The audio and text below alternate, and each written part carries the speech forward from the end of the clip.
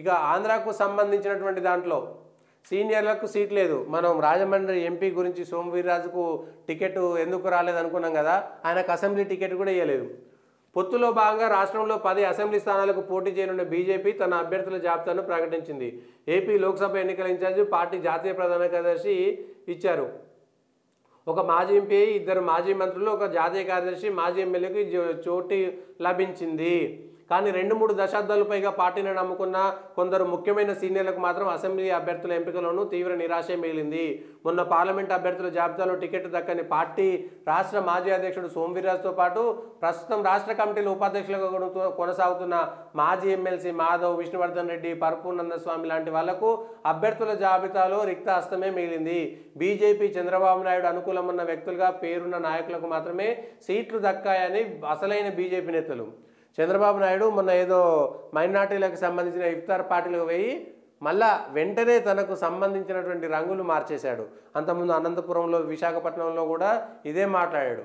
బీజేపీతో పొత్తు పెట్టుకొని నేను తప్పనిసరి పరిస్థితుల్లో బీజేపీతో పొత్తు పెట్టుకున్నా అని మైనార్టీలను ఆయనే రెచ్చగొడుతున్నాడు.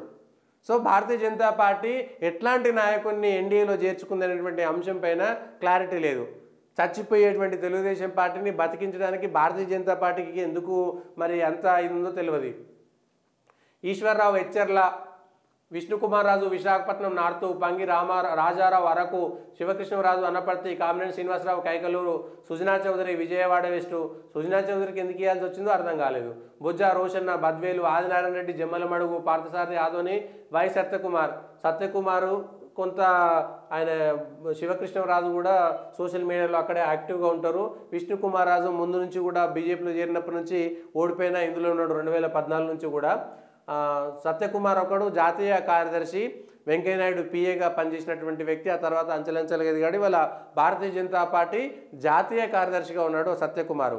వెరైటీగా ఎంపీగా పోటీ చేయకుండా ఎమ్మెల్యేగా పోటీ చేయడం అంటే వచ్చేటువంటి అసెంబ్లీ ఎన్నికల తర్వాత ఆంధ్రప్రదేశ్కు సంబంధించినటువంటి భారతీయ జనతా పార్టీ పగ్గాలు సత్యకుమార్ చేపడతారా అనేటువంటిది ఇప్పుడు చర్చ సాగుతున్నది.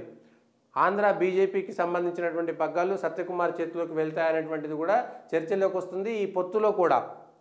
ఈ పొత్తుకు సంబంధించినటువంటి అంశాలు ఇవన్నీ చూస్తే కూడా వచ్చేటువంటి అసెంబ్లీ ఎన్నికల తర్వాత జూన్ తర్వాత పార్టీకి సంబంధించినటువంటి అధ్యక్షుల మార్పు ఉంటుంది కాబట్టి ఆ అధ్యక్షుల మార్పు సందర్భంలో సత్యకుమార్ చేతిలోకి వెళ్తుందా?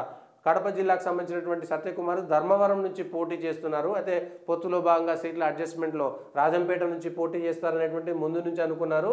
అయితే ధర్మవరం నుంచి పోటీ చేస్తారనేటువంటిది ఇప్పుడు తెలిసి వస్తున్నది.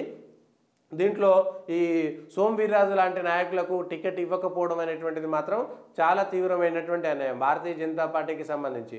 ఇదే చంద్రబాబు నాయుడు ఏమో మా ఇఫ్తార్ పార్టీకి పోయి నేను తప్పనిసరి పరిస్థితుల్లో పొత్తు పెట్టుకున్నా, నాకు ఇష్టం లేదు, మీకు ఇష్టం లేదు అని వాళ్ళని రెచ్చగొట్టేటువంటి ప్రయత్నం చేస్తున్నటువంటి చంద్రబాబు నాయుడు 2 నాలుకల ధోరణిని ఇంకా ఎప్పుడు ప్రశ్నిస్తారు? భారతీయ జనతా పార్టీకి అంత అగత్యం ఏం పట్టిందనేటువంటి అంశం ఇప్పుడు బీజేపీలో ఉన్నటువంటి కార్యకర్తలే తీవ్రంగా విమర్శలు చేసుకునేటువంటి పరిస్థితి.